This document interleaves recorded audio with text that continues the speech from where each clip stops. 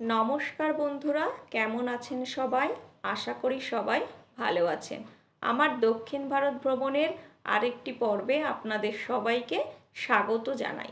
তো আগের ভিডিওতে আমি আপনাদের সাথে শেয়ার করেছিলাম আমরা বাসে করে কিভাবে মাইসুরু থেকে উটিতে পৌঁছালাম। আজকের ভিডিওতে শেয়ার করব উটিতে পৌঁছানোর পর ওই দিনটা আমরা কেমনভাবে কাটিয়েছিলাম।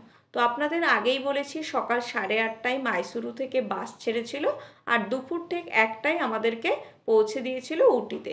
তারপরে রুমে চেকিং করে একটু ফ্রেশ হয়ে আমরা চলে এসেছিলাম লাঞ্চের জন্য আমাদের হোটেলের পাশেই একটা রেস্টুরেন্টে।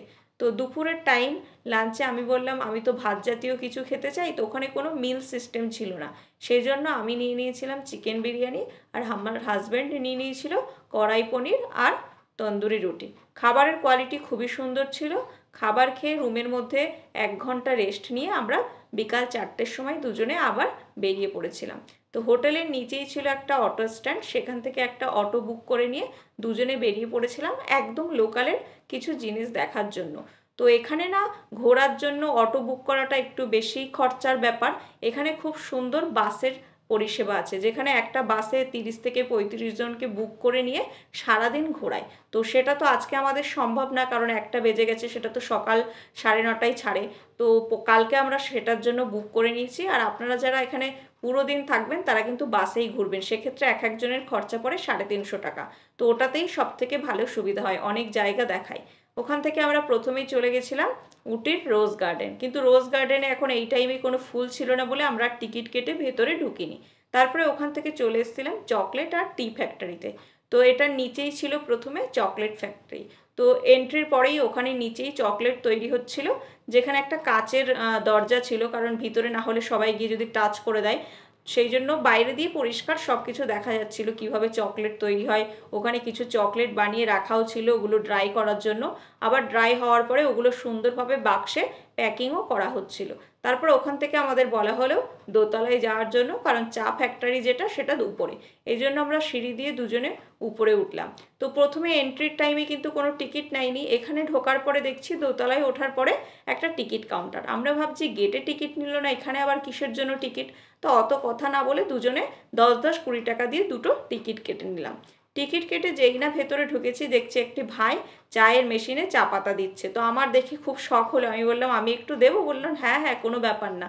তাই আমিও আবার একটু চা পাতা তুলে দিলাম। প্রসেসটা অনেক লম্বা, 2 থেকে আড়াই ঘন্টা টাইম লাগে।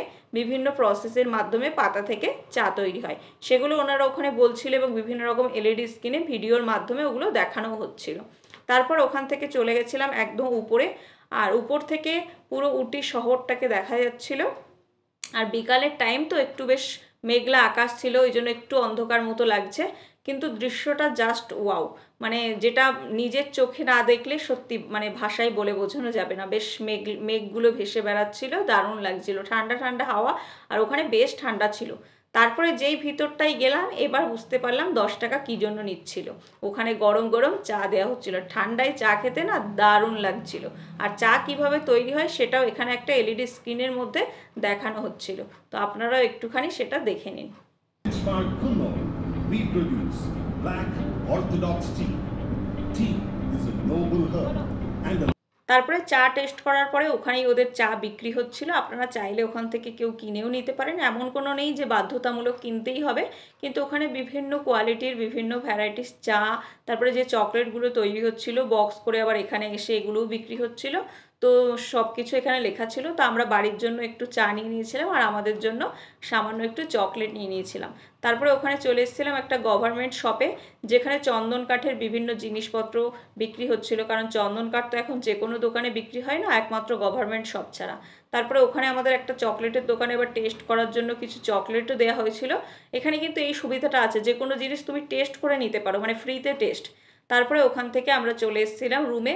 রুমে এসে যা কিছু কেনাকাটা করেছিলাম টুকটাক চা চকলেট সেগুলো রুমে রেখে ভাবলাম এখনও তো সন্ধে হয়নি, তাহলে কি করব, একটু টয় ট্রেন চড়ার জন্য যে স্টেশন আছে সেখানে গিয়ে জেনে আসি যে টয় ট্রেন মানে কিভাবে চড়া যায়, কিভাবে টিকিট পাওয়া যায়। তো হাজব্যান্ড বললো অটো তো ছেড়ে দিয়েছে, আবার অটো বুক করতে গেলে অনেক টাকা। আমি বলছিলাম এখান থেকে 1 কিলোমিটার স্টেশন হেঁটেই যাব। সেই জন্য ও হাসছে আর ভিডিও করছে, কারণ পাহাড়ি রাস্তা হাঁটতে খুব কষ্ট হচ্ছিল। মানে 1 কিলোমিটার মনে হলো 5 কিলোমিটারের সমান। তো হেঁটে আমরা চলে এসেছি। এখানে স্টেশনে। তো এসে দেখলাম এখানে কোনো লোকজন নেই, সব কিছুই বন্ধ। তো একজনের থেকে সব কিছু ইনফরমেশান নিলাম কিভাবে টিকিট কাটতে হয়, সেটা আমি পরবর্তী ব্লগে আপনাদের সাথে শেয়ার করব। আজকের মতো টাটা, বাই বাই, সবাই ভালো থাকবেন, সুস্থ থাকবেন। ভিডিওটি ভালো লাগলে লাইক, কমেন্ট, শেয়ার করবেন। আর ইউটিউব থেকে দেখে থাকলে চ্যানেলটিকে অবশ্যই সাবস্ক্রাইব করবেন। ফেসবুক পেজ থেকে দেখে থাকলে পেজটিকে ফলো করবেন। বেশি বেশি করে শেয়ার করবেন যাতে এই ভিডিওটি সবার কাছে পৌঁছাতে পারে। তো সবাই ভালো থাকবেন, বাই বাই।